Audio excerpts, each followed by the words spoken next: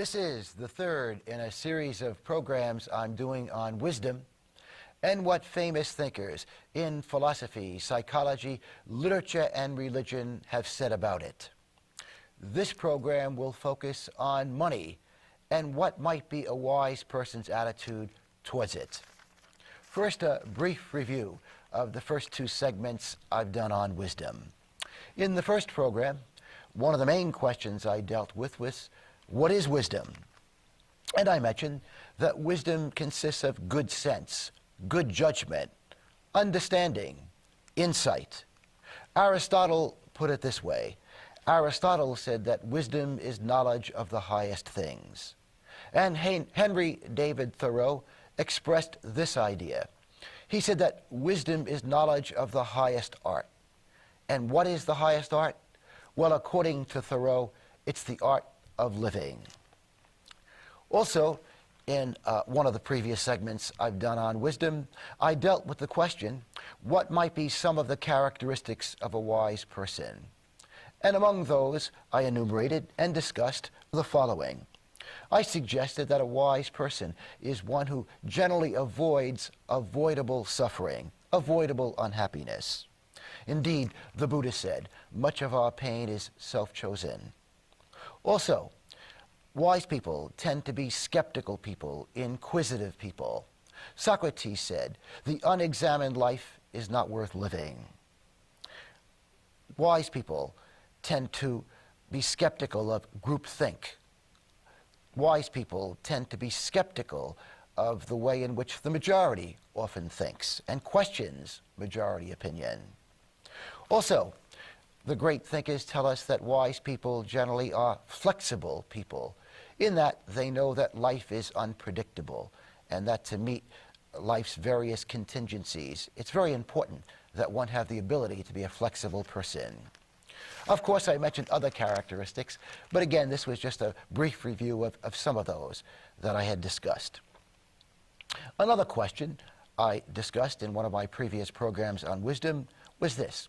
What do wise people want to know?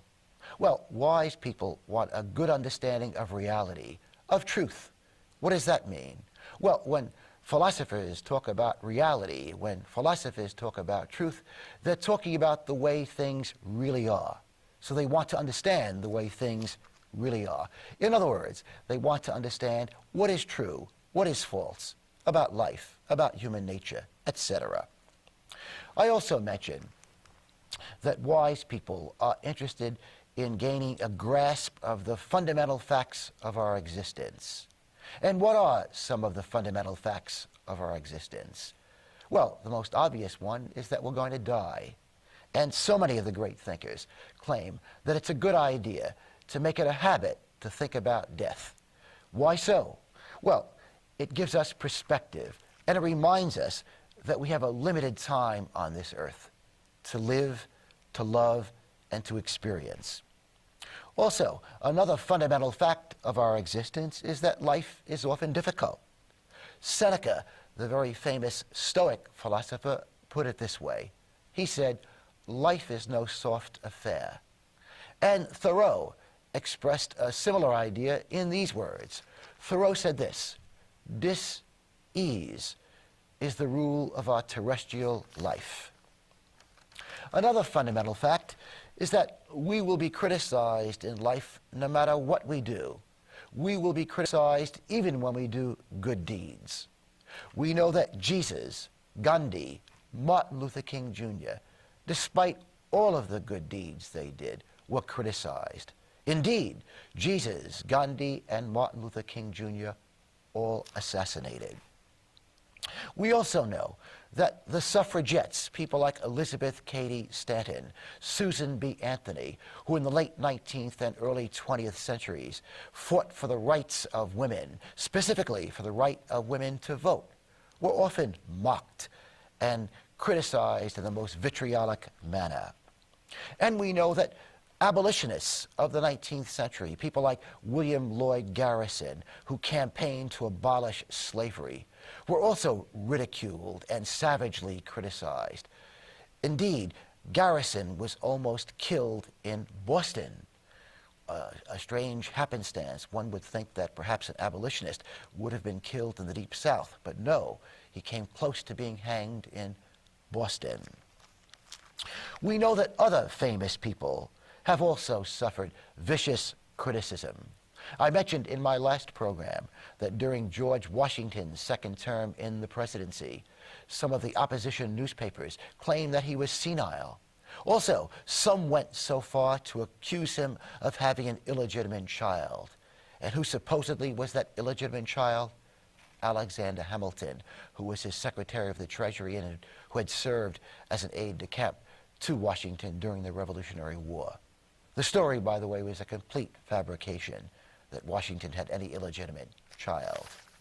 I also mentioned that Thomas Jefferson, during his presidency, suffered much vitriolic criticism. Many of the opposition newspapers accused him of being an atheist.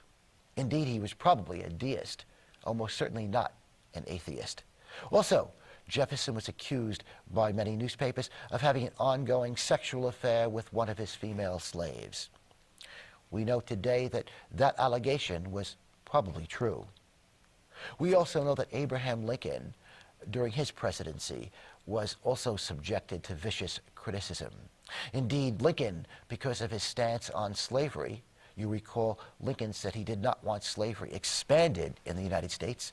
He was willing to let it exist where it was, but didn't want it expanded. That Lincoln was accused by many Southerners of being a troublemaker.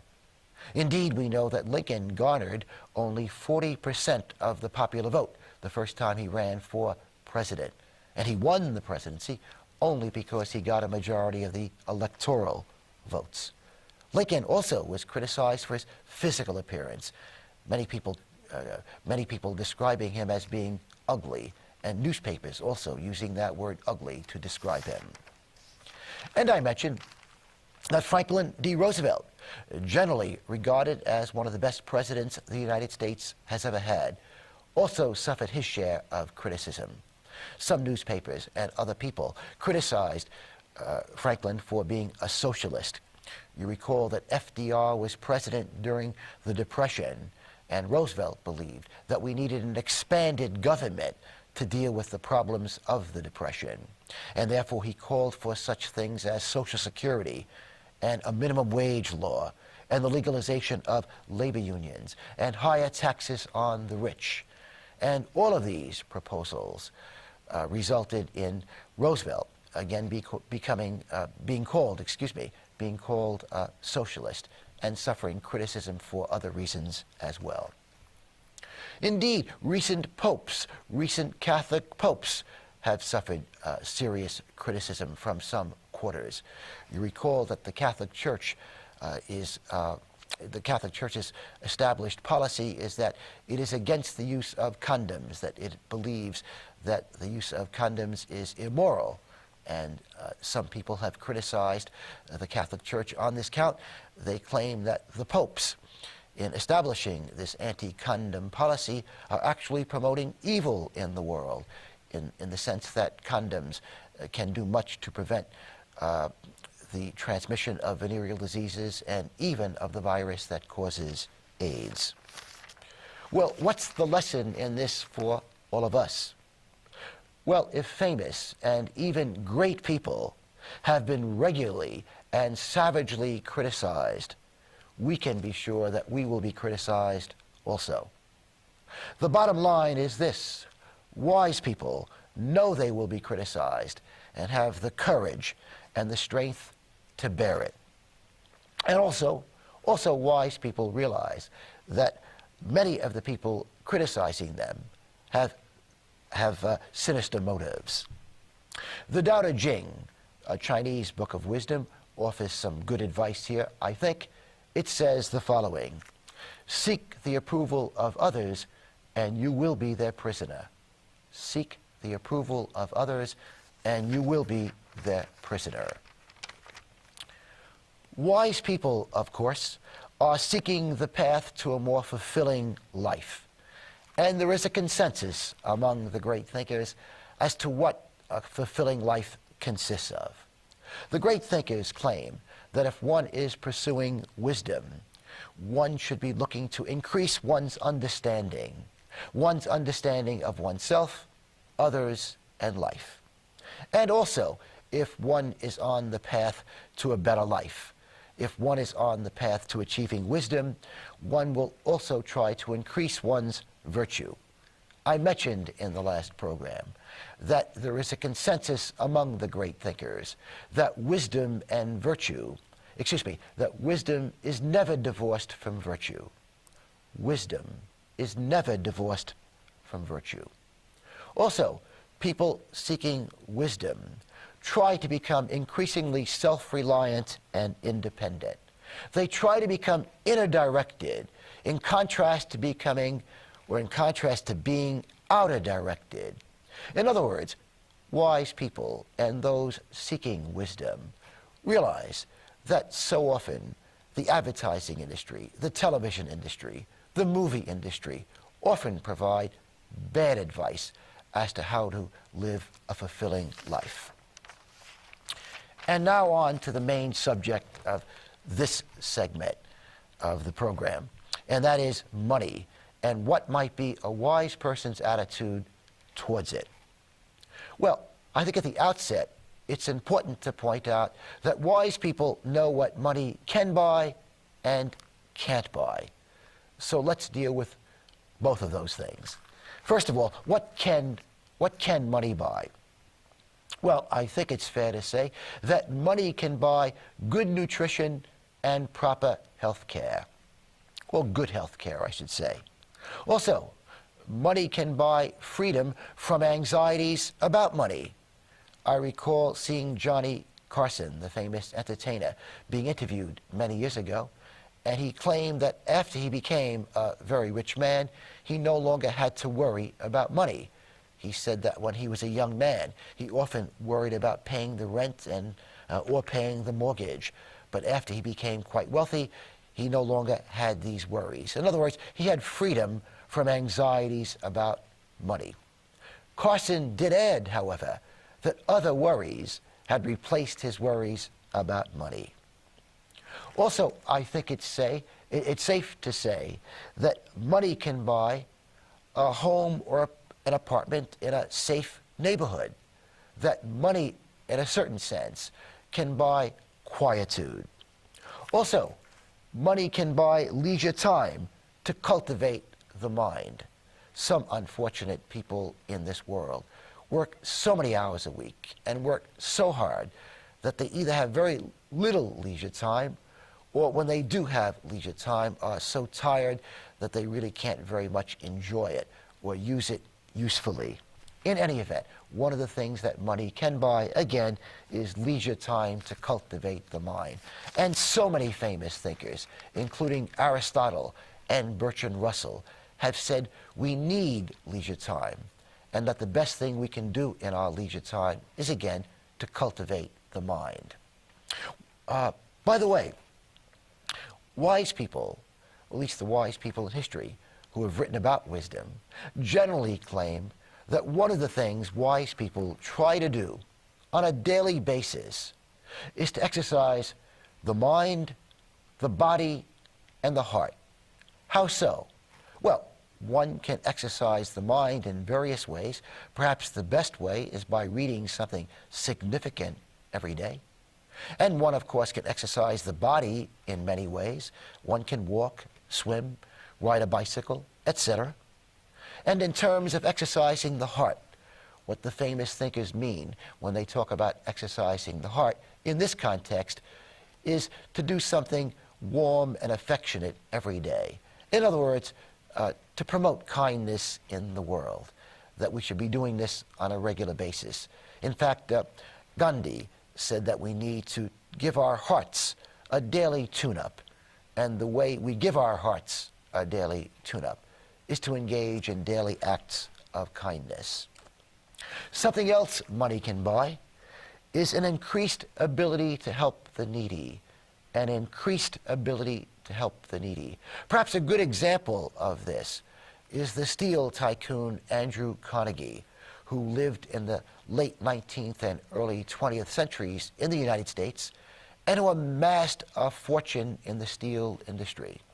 but who late in life gave away more than 90% of the money he had accumulated, of the fortune he had accumulated. And Andrew Carnegie wrote an essay entitled Wealth. And in this essay, he said the following, and I'm quoting him: "The man who dies rich dies disgraced. The man who dies rich dies disgraced." Carnegie emphasized the idea that if a person has a great deal of money, he or she has an obligation to use much of that money to help other people. And now to go on to the topic, or the question I should say, of what can't money buy? What can't money buy? Well, I think it's obvious that money can't buy wisdom. A good example of this, I think, is the famous baseball superstar Darryl Strawberry, who made millions of dollars playing baseball, but then encountered many personal problems, many of which were the result of drug and alcohol use. And Darryl Strawberry, in a rather famous interview he gave, said this. Strawberry said, "I know everything about hitting a baseball and nothing about living." The great thinkers claim that there is no connection between great wealth and wisdom, that skill at money-making is quite different at skill at the art of living. So again, one might have great skill at making money and little or no skill at the art of daily living. Money also cannot buy self-love. It cannot buy a good self-image. It cannot buy self-respect. Money cannot buy self-respect. The famous musician Eric Clapton said this: "I'm an egomaniac with an inferiority complex." Psychiatrists will tell you it is not at all unusual that some of their wealthy clients are lacking in self-respect. It's not at all unusual that wealthy people might not like themselves, might not have a good self-image. Again, there is no automatic connection between having a great deal of money and having self-respect. Something else money cannot buy is love from others. Money cannot buy warm, loving relationships. Donald Trump has no advantage over the rest of us in terms of establishing a loving relationship. Indeed, relationships are difficult for everyone, whether one is rich, middle class, or poor. Money cannot buy a worry-free life. What do rich people worry about? Well, they worry about health, death, accidents. They worry about their children. They worry about their marriages. They worry about losing their money, losing status. They also worry about failure. A good example of this, I think, is baseball superstar Barry Bonds, who in a recent interview said this, and I should preface his words by pointing out that baseball superstar Barry Bonds makes approximately $20 million per baseball season. Bonds said this: "I'm afraid every time I go to bat. I'm not afraid of getting hit by the pitched ball. I'm afraid of failure." Money, of course, also cannot buy talent. No matter how much money one has, that will in no way ensure that one will develop a talent for playing a musical instrument, or a talent for playing tennis or golf, or a talent for teaching or writing, or for learning foreign languages. For that matter, just because one has a great deal of money doesn't mean one will have a talent for raising children or a talent for establishing a good marriage. And of course, money cannot buy virtue. It cannot buy a good soul. It cannot buy a good conscience. Indeed, Aristotle said that only the just person can experience the joy that comes with being a just person. The bottom line is this. I know of no famous thinkers who have expressed the belief that the most tranquil, joyful people in the world are the richest people.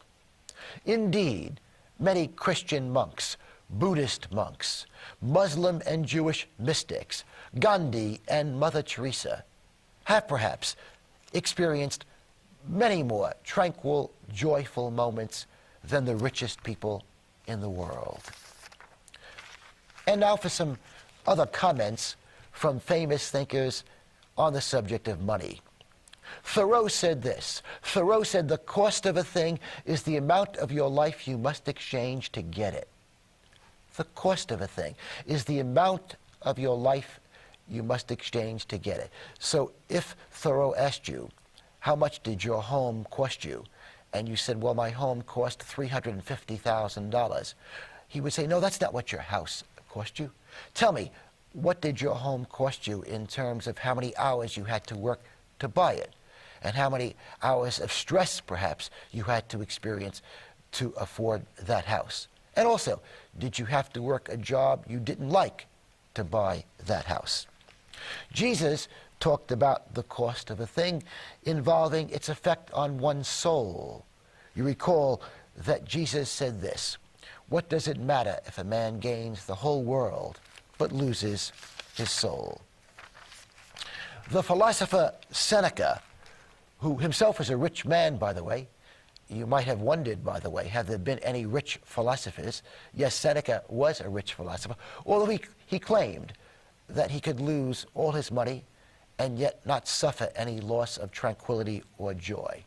In any event, Seneca claimed that we should spend money on what is useful and we should not spend money to show off. Here are his own words. Let us get used to banishing ostentation and to measuring things by their qualities of function rather than display. Seneca was well aware of the idea that some people use money to buy expensive things so as to evoke envy in other people. And also, some people buy expensive things to compensate for their own feelings of inferiority. It's been said that if people feel good about themselves, they will not buy so much, nor consume so much. What do you think? You're watching Life, Love, and Philosophy. Today's topic is wisdom and what the great thinkers have said about it. And specifically, in this program, I'm zeroing in on money and what the great thinkers have said might be a wise person's attitude towards money. On Staten Island, incidentally, this program can be seen on Sunday evenings at 10 p.m. on Channel 35. And the program is repeated on Tuesday evenings at 8:30 p.m., also on Channel 35. Let me move now to the issue of money and virtue and offer two different viewpoints. Socrates claimed that the more people value money, the less they value virtue. Indeed, Socrates said this, "We may imagine riches and virtue as always balanced in scales against each other." Jesus talked about the idea that a person cannot serve God and wealth.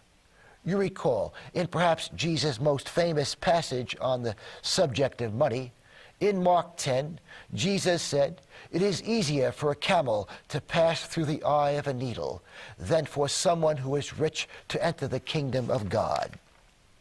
And in Matthew 6, Jesus said the following, no one can serve two masters. You cannot serve God and wealth." And Mahatma Gandhi, who himself was a rich lawyer before adopting a life of voluntary poverty, claimed that valuing money too much can lead to evil deeds.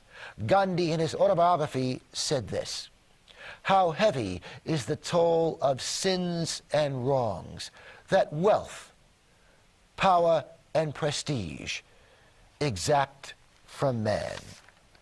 Thomas Jefferson claimed that most of the people he knew in positions of wealth and power were rogues. That was Jefferson's word. Indeed, historian Richard Hofstadter has said that Jefferson trusted the lower classes of society more than the upper classes of society. I must point out that there is another viewpoint. In the 19th century, social Darwinism became a rather prominent philosophy. It was expounded by a British philosopher named Herbert Spencer. The social Darwinists claimed that wealth is often the result of genetic and biological superiority. Indeed, certain Protestant ministers picked up on this theme. In fact, certain Protestant ministers in the 19th century claimed that usually it's the virtuous who become wealthy. The Episcopal Bishop of Massachusetts, writing in 1892, said the following: "In the long run, it is only to the men of morality, that wealth comes. Occasionally the wicked prosper, but only occasionally. Godliness is in league with riches.